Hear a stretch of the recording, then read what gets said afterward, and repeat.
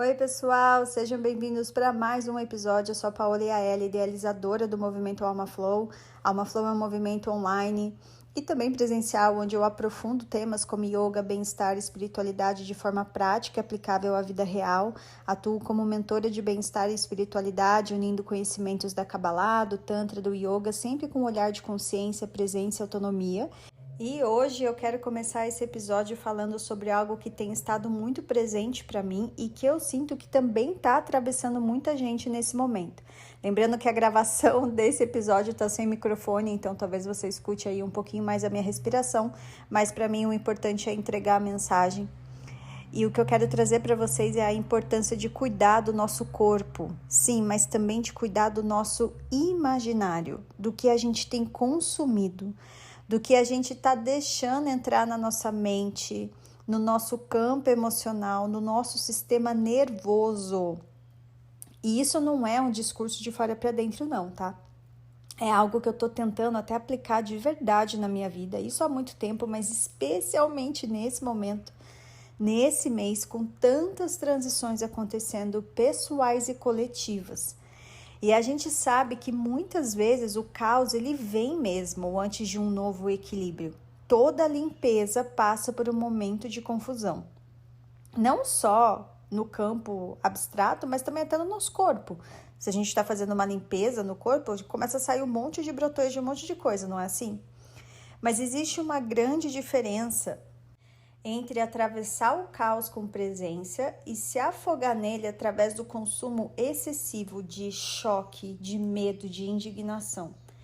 Eu tenho visto muitas pessoas chocadas, revoltadas, indignadas com as notícias, com os escândalos, com tudo que vem sendo exposto no mundo. E sim, é pesado, é doloroso, é revoltante e é importante não virar o rosto, né? Virar a cara para o sofrimento humano.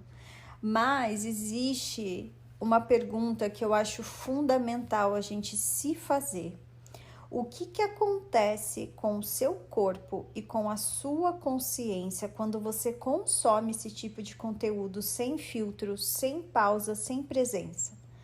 Porque o que eu vejo nesse momento é que muita gente está passando horas lendo coisas extremamente perturbadoras, visualizando cenas pesadas, alimentando imagens internas que deixam o sistema nervoso em estado de alerta constante. E aí a gente chama isso de consciência, quando na verdade muitas vezes é uma sobrecarga emocional. Então, cuidar da vibração não é negar a realidade, não é fingir que nada existe, é entender que a forma como eu me relaciono com a realidade é importante. Aquilo que você alimenta com a sua atenção, ela cresce. E aquilo que você consome todos os dias molda o seu estado interno. E daí surge a pergunta, depois que você consome isso, você está mais lúcido, você está mais presente, mais capaz de agir com compaixão, ou você está mais ansioso, mais reativo, mais desconectado com o seu corpo? Porque existe um ponto muito importante aqui. Quando a gente se desconecta do nosso corpo, a gente perde o discernimento. Os encontros da Alma Flow sempre falam sobre esse assunto. O corpo como bússola, presença como proteção, respiração como âncora. Então, quando você está no corpo, você sabe quando algo te atravessa com verdade e quando algo está apenas te sugando energia. E é isso que eu quero te convidar a fazer hoje. Não parar de sentir, não parar de se importar, mas parar de se violentar internamente através do consumo de horror. Uma das ferramentas que eu uso é parar, respirar por 90 segundos e se conectar com a respiração. Pode fazer aqui, soltando um som para liberar bem o sistema nervoso, qualquer estresse. E trazer para sua mente, eu estou segura, eu estou segura, eu estou segura. Faça isso por 90 segundos. Isso já ajuda muito. Lembra que as nossas emoções, elas vão mudando a cada 90 segundos. Então, cuidar da sua vibração. Gente, vocês vão ficar ouvindo o portão aqui, a rua, porque hoje não tem microfone, vai ser som assim super natural. E eu acho que é até legal, né? Porque eu acho que deixa a gente mais próximo, como se fosse uma mensagem mesmo de WhatsApp. Eu amo, assim, esse formato. Então, bora lá. Cuidar da sua vibração é um ato de responsabilidade espiritual. É escolher onde você coloca a sua atenção. É lembrar que você não precisa absorver tudo para ser uma pessoa consciente. Às vezes, a atitude mais madura não é reagir, compartilhar ou se indignar mais com as coisas, é voltar para o centro, voltar para dentro, regular o corpo, fortalecer o centro e agir no seu campo real, na sua vida, na sua família, na sua comunidade, nas escolhas que você faz todos os dias. E eu quero aproveitar esse ponto para explicar um pouco melhor o que é o meu trabalho hoje, né? Porque ele vai muito além do que acontece ali no tapetinho. O yoga para mim sempre foi uma porta de entrada, uma forma de voltar para o corpo, para a respiração, para a presença. Mas com o tempo eu fui entendendo que o trabalho não termina quando a aula acaba. É por isso que, além das práticas de yoga, eu também faço a mentoria Alma Nutrida, que é um trabalho individual profundo e que eu costumo chamar de um yoga fora do tapete.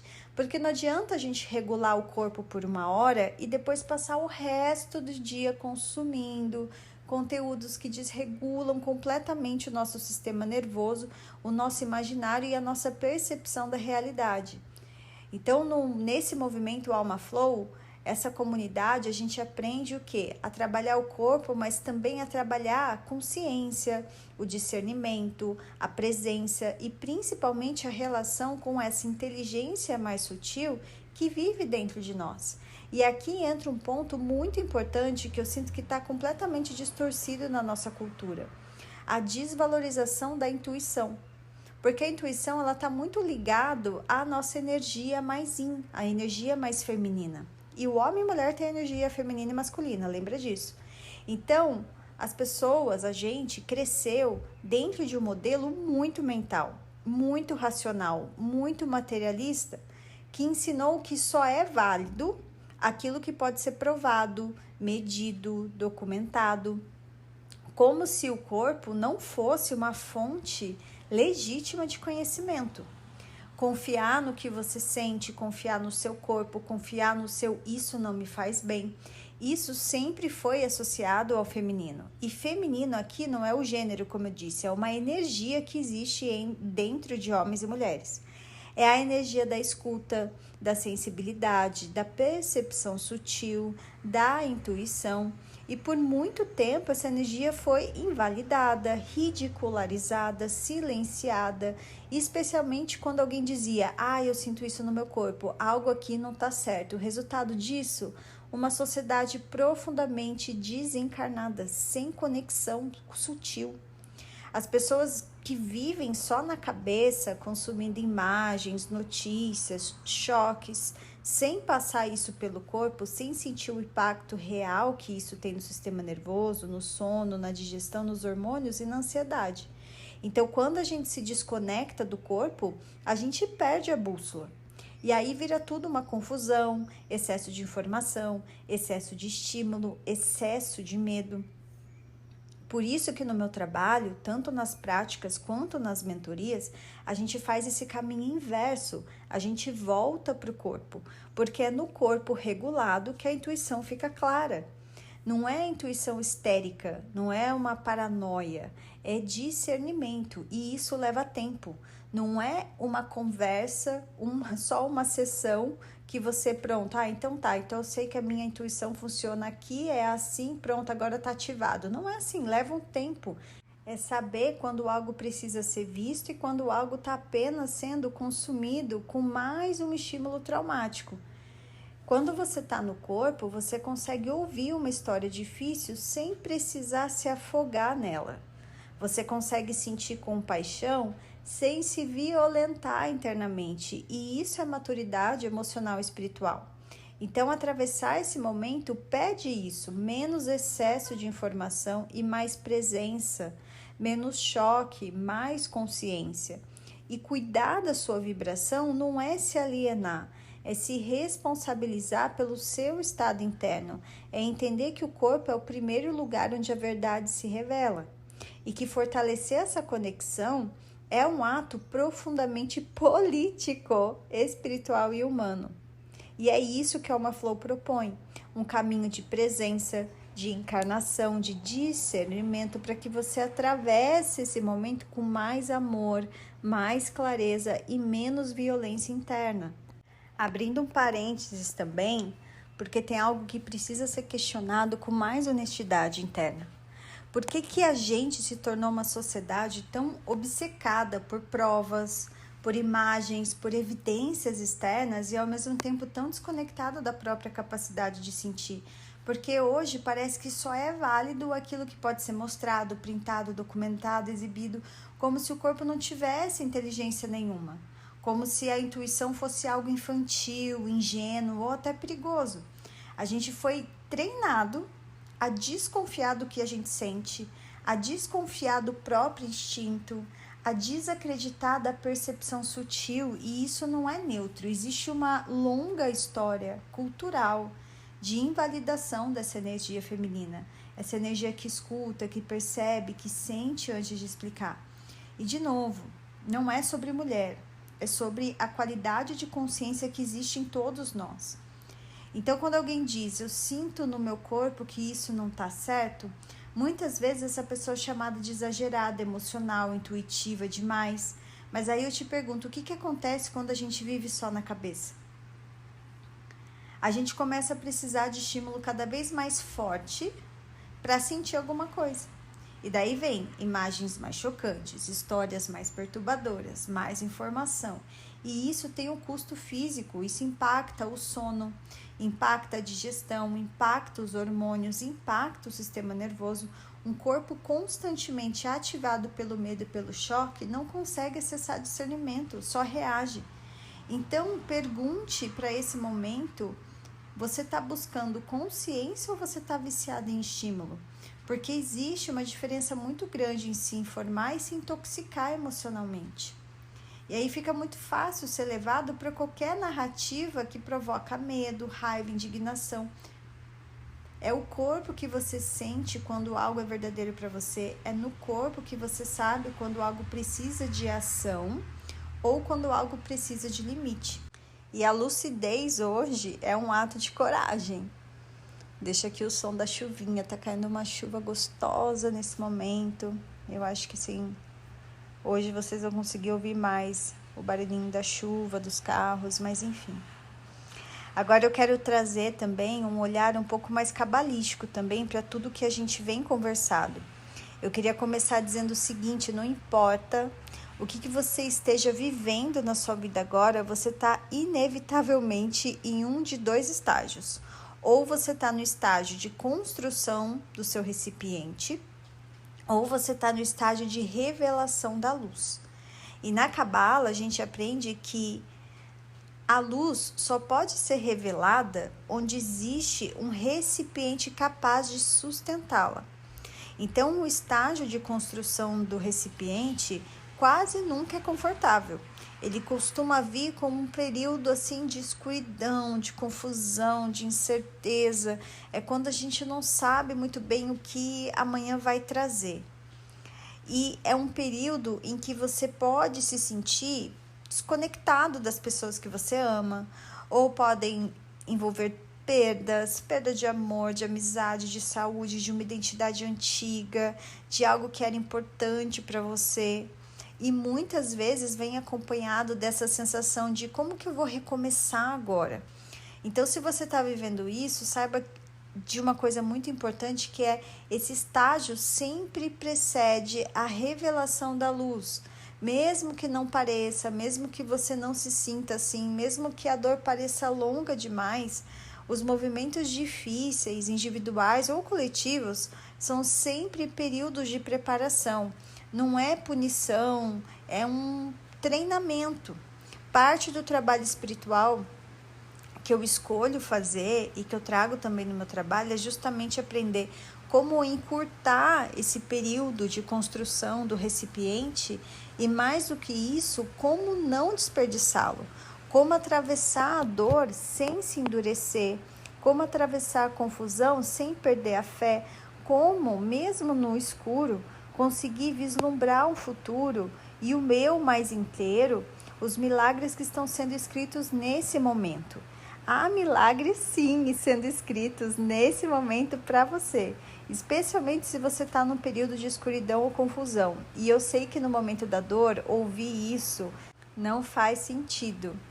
Mas é um trabalho sempre, como se fosse uma musculação. Estou trabalhando o músculo aqui para ele crescer. É um treino, é reprogramação mental, para você sempre olhar esse momento como uma oportunidade. Talvez existam áreas da sua vida que estejam fluindo muito bem, onde há sincronicidade, leveza, facilidade. E talvez existe uma ou duas áreas onde tudo parece incerto, confuso, desconhecido. E a Cabala ensina algo muito contraintuitivo aqui. A sua alma não brilha mais nas áreas de fluxo. Ela brilha nas áreas de confusão. Nas áreas onde tudo flui, você está só atravessando ou acessando uma luz que já foi revelada lá no passado. Mas nas áreas de escuridão, algo novo está sendo criado, algo muito bonito, algo que ainda não exista. E é isso diretamente que está ligado aos desejos que você vem nutrindo e às orações que você faz, consciente ou inconscientemente. Toda vez que você deseja algo de verdade, toda vez que você medita, reza, essa oração ela é atendida, a energia ela vem, mas ela nem sempre se manifesta imediatamente. Na Kabbalah, a gente entende que essa energia se torna o que a gente chama de luz circundante. Ela está ali disponível, mas ainda não entrou no seu recipiente. É como se o Criador dissesse: eu já te entreguei o que você pediu, agora você precisa se tornar alguém capaz de sustentar isso. Imagina assim, você está lá no primeiro andar e aquilo que você pediu está te esperando no terceiro andar. A luz ela já foi enviada, o encontro já existe em potencial, mas agora é você quem precisa subir esses andares. E o que acontece nos períodos de escuridão? A gente fica preso lá no primeiro andar. A gente fica preso no primeiro andar e se coloca no papel de vítima, culpa os outros, entra em drama, reclama, duvida da gente mesmo, começa a acreditar que talvez aquilo que a gente deseja nem existe. E isso faz parte do trabalho espiritual. É por isso que a alma veio a este mundo, para viver a escuridão e ainda assim escolher a luz. O propósito da vida não é evitar a dor, mas é transformar a dor. Claro que parte do seu propósito é o que você oferece ao mundo, né? Seus talentos, seus dons, a sua forma de servir. Mas o propósito central, a essência da alma, é aprender a transformar a escuridão em luz. E para isso, a escuridão precisa ser vivida. Chega um momento em que a prática espiritual deixa de ser evitar a dor e passa a ser a sustentar a dor com certeza. Dizer internamente, sabe, isso dói, mas isso aqui não é o fim, isso está me lapidando. E daí vem aquela respiração de 90 segundos que eu trouxe. Eu estou segura, eu sei que está doendo, mas essa emoção vai passar. É sempre esse trabalho interno. Então, quando você para de fugir da dor, quando você para de se anestesiar, quando você para de tentar pular etapas, algo muda. A dor, ela cumpre a função e começa a se dissolver. Se a gente foge da dor o tempo todo, a gente fica preso no mesmo destino, mas quando a gente atravessa, a luz que estava em estado potencial, ela se revela. E essa revelação não é abstrata, ela aparece no mundo físico. Você começa a se sentir melhor no corpo, a saúde começa a responder, as relações se reorganizam, as oportunidades aparecem, milagres reais, não porque algo mágico aconteceu fora de você, mas porque o seu recipiente ele está pronto. Existe uma frase que resume muito o trabalho espiritual real, e não é teórico, mas ele é vivido. Quando você se acostuma com a dor, ela desaparece. E isso não significa gostar da dor e nem romantizar o sofrimento, significa realmente parar de lutar contra ela. Tem até uma frase que uma aluna minha fala: para de brigar com a sombra, integre a sombra, sabe? Sente de frente com a sombra, fica nela, encontre conforto nela, faça as pazes com ela, é meio que isso, sabe? O propósito da dor nunca foi te destruir. O propósito da dor é te amadurecer, te lapidar, te expandir. Sempre que a gente tenta anestesiar a dor, seja com distração, drogas, medicinas, excesso de controle, excesso de informação, Até o excesso de positividade, a gente trava. A gente fica estagnado no mesmo lugar, no mesmo padrão, no mesmo destino. E aí acontece algo curioso. Tudo aquilo pelo qual você orou, tudo por aquilo que você pediu, ele já foi entregue. Nada fica sem resposta. Mas muitas coisas ficam em estado latente. É energia em potencial, energia acumulada, energia que começa a pressionar você a crescer. E quando a gente não cresce por consciência, a vida força pelo impacto. É por isso que muitas vezes as rupturas ficam maiores, mais profundas, mais desconfortáveis, porque chega num ponto em que a alma pede: você vai continuar fugindo ou você vai assumir quem você veio a ser?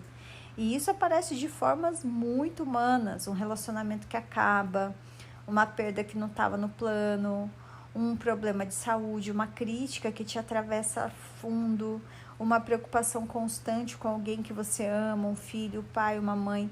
E aí existe um momento decisivo, ou você entra na narrativa da vítima: isso é injusto, eu fiz tudo certo, isso não deveria ter acontecido ou está acontecendo, ou você dá um passo interno e diz: ok, tá bom, isso aqui tá doendo, mas eu vou atravessar.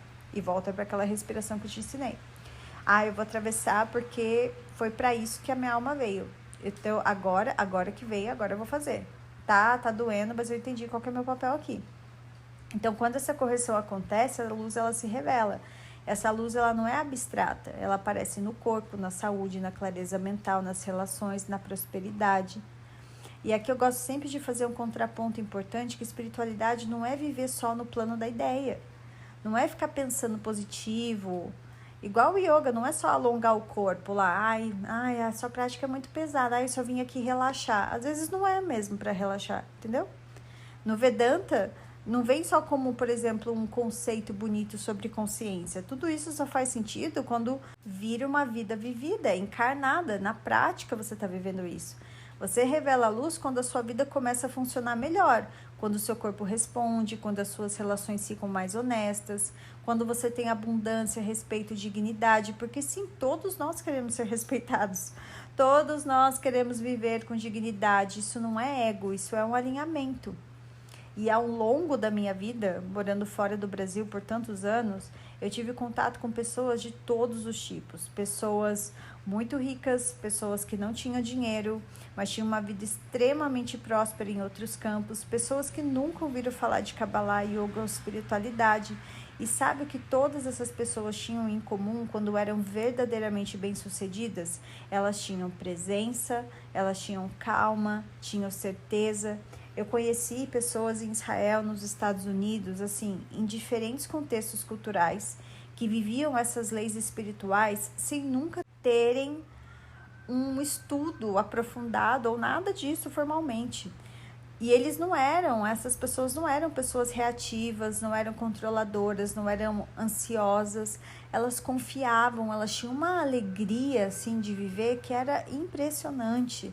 Confiavam nas pessoas certas, delegavam, dormiam bem, falavam com clareza, conversavam olhando no fundo dos olhos. Era como se existisse uma energia conduzindo tudo, era algo magnético, e não esse magnético dark, um magnético de luz, uma coisa assim pura, uma pureza do coração, uma simplicidade, uma humildade, mas ao mesmo tempo uma abundância muito grande.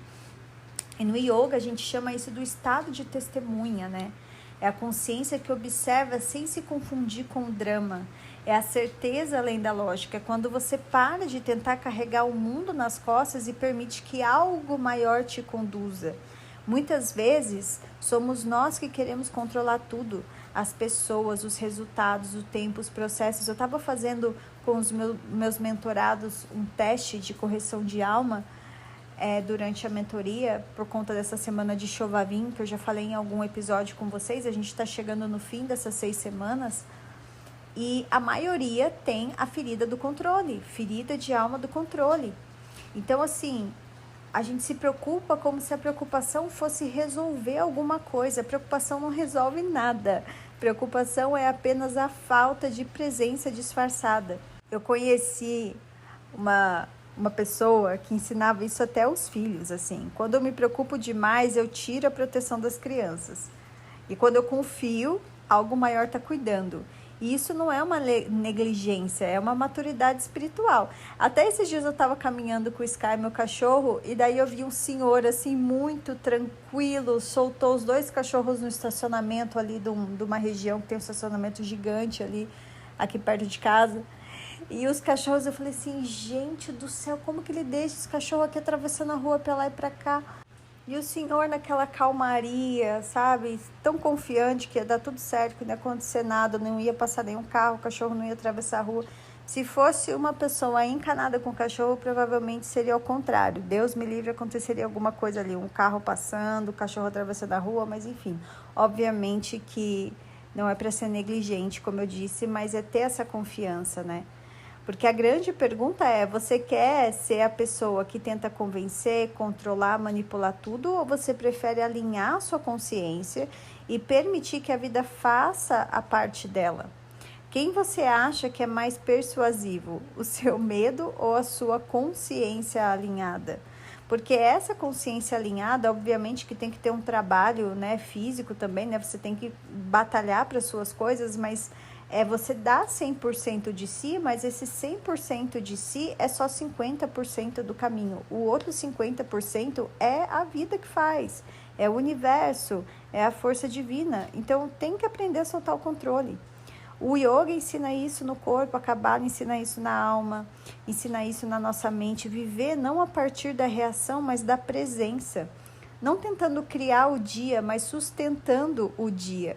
Por isso que eu amo praticar yoga todo dia de manhã, porque assim, independente do que acontecer no meu dia, eu já me sustentei em mim, eu já entrei naquele meu estado de presença. E se eu saio em algum momento, eu tento voltar para ele. Eu tenho essas ferramentas para poder voltar para esse lugar. E quando você vive assim, algo muda.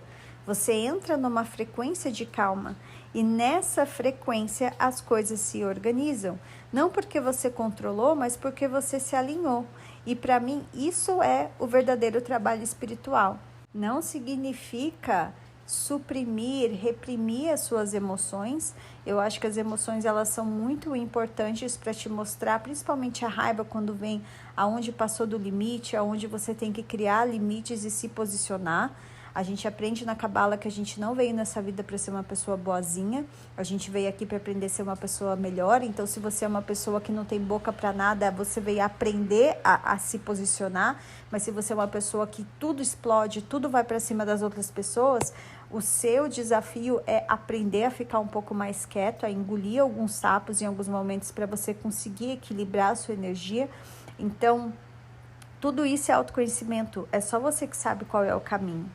Recentemente, eu estava conversando com uma pessoa numa mentoria que disse assim, eu tenho muita dificuldade de delegar, tenho dificuldade de confiar nas pessoas, em contratar alguém que eu considere tão bom quanto eu. E a minha resposta foi quase automática, porque eu já vi isso muitas vezes ao longo da minha vida. Eu falei, olha para certas pessoas que você admira. Elas continuam atraindo pessoas incríveis, capazes de sustentar estruturas enormes, empresas inteiras, projetos complexos, e elas dormem tranquilas à noite. Então a pergunta nunca é só onde estão essas pessoas, a pergunta real é o que existe na consciência de alguém que atrai esse tipo de pessoa.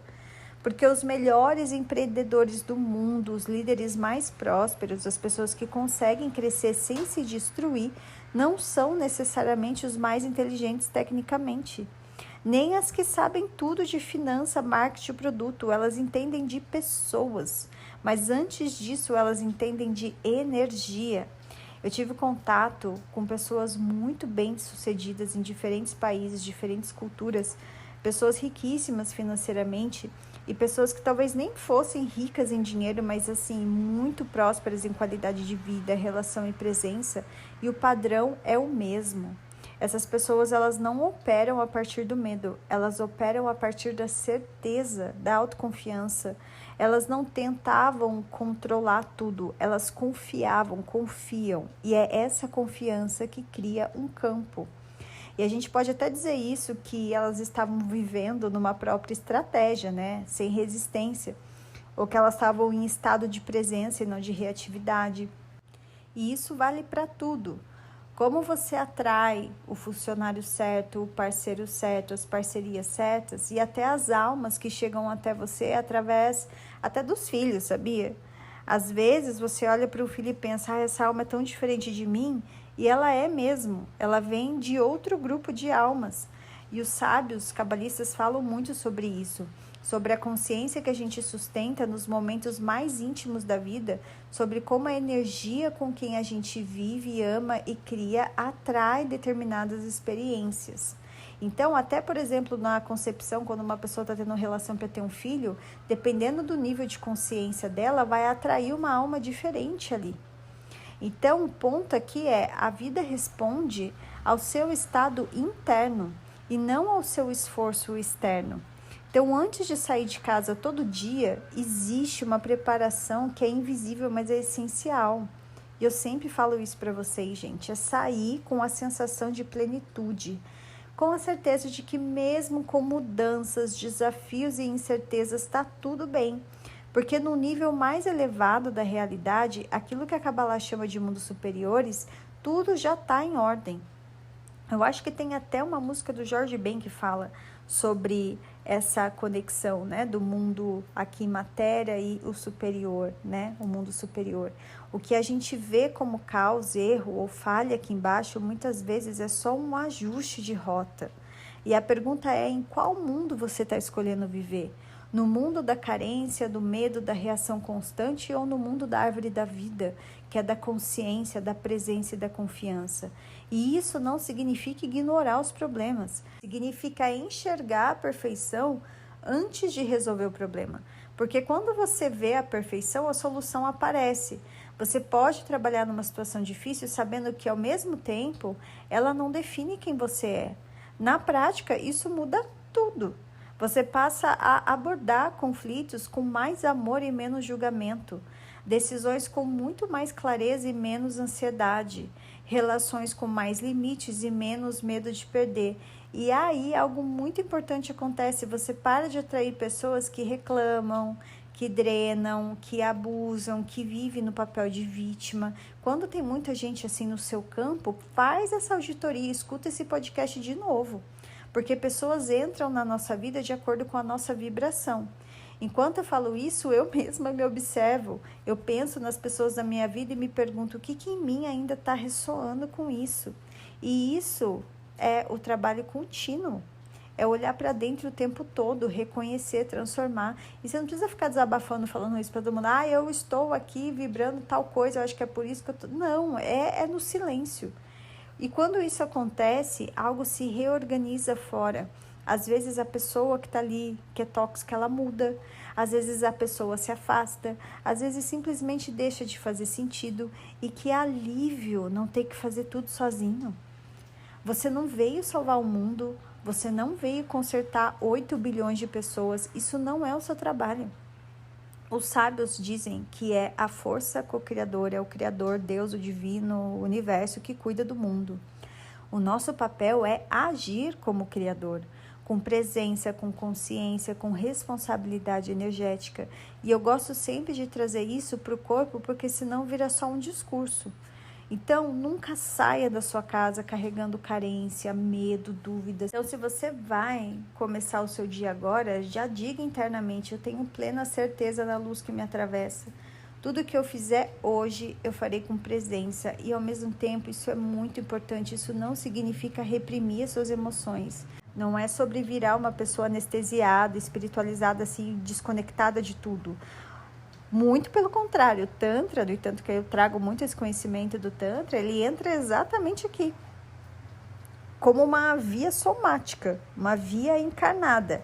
Sentir a emoção, permitir que ela atravesse o corpo, liberar sem se afogar. O Yoga, ele regula, o Tantra, ele libera. E a Kabbalah, ela dá essa direção. E tudo isso cria essa maturidade emocional e espiritual. Os próximos anos pedem isso pra gente, menos reação ao que está fora e mais responsabilidade pelo que está dentro de nós. Porque quanto mais pessoas fizerem esse movimento interno, mais luz existe no coletivo. Isso começa na forma como você trata quem trabalha com você, na forma como você trata a sua família, na forma como você responde às pessoas que apertam os seus gatilhos. Ser luz não é ser passivo, é ser consciente. E é assim que eu escolho viver e é isso que eu ensino e é isso que eu pratico todos os dias. Se você está se sentindo mais sensível, tendo sonhos intensos, ficando mexido com notícias pesadas ou com histórias que mostram um lado mais sombrio do mundo, talvez isso não seja um sinal de que algo está errado com você. Pode ser só um sinal de que o seu campo está aberto demais. E quando o campo abre, a gente não precisa lutar mais, nem entender tudo, nem salvar ninguém. Muitas vezes o que a gente precisa é fechar um pouco as portas, diminuir o consumo de coisas densas, voltar para o corpo, dormir melhor, comer algo que aqueça, respirar. A sensibilidade não é uma fraqueza, mas sensibilidade sem limite cansa. Então, se hoje você sente que está absorvendo demais o mundo, talvez o convite não seja fazer mais, mas sim descansar, se recolher, se proteger. O mundo ele continua amanhã e você também. Quero agradecer de coração por você ter ficado comigo até aqui, por escutar mais um episódio, por se permitir essa pausa, essa reflexão. E aproveito para te fazer um convite mega especial. No dia 21 de fevereiro, às 10 horas da manhã, eu vou estar lá no Shopping Vale Sul, em São José dos Campos, no Espaço Gourmet, conduzindo uma prática de yoga voltado para detox e purificação pós-carnaval. É uma aula aberta, gratuita, pensada justamente para você se ajustar, ajudar o corpo e a mente a se reorganizarem depois desse período mais ativo, intenso. E a gente vai ter parceiros incríveis com a gente, trazendo presente, brinde, experiências ligadas à alimentação saudável, ao bem-estar, ao cuidado do corpo. A live vai estar com a gente também, emprestando o tapetinho. Então, se você não tiver tapete, não tem problema nenhum. É só chegar, levar sua garrafinha de água, se permitir para esse momento. Vai ser muito especial encontrar vocês no tapetinho, ao vivo, respirando juntos. E se esse episódio tocou seu coração de alguma forma, não se esqueça de comentar, de curtir, de interagir comigo, compartilhar com alguém que talvez precise ouvir isso hoje. A ideia aqui é ajudar todo mundo, acender a luz, né? Compartilhar a sabedoria, mas que todo mundo consiga se sentir bem depois de ouvir esse podcast com uma esperança viva no coração. Então, quando você compartilha, isso me ajuda muito também no meu trabalho. Gratidão por estarem aqui. A gente se vê no próximo episódio ou no tapetinho.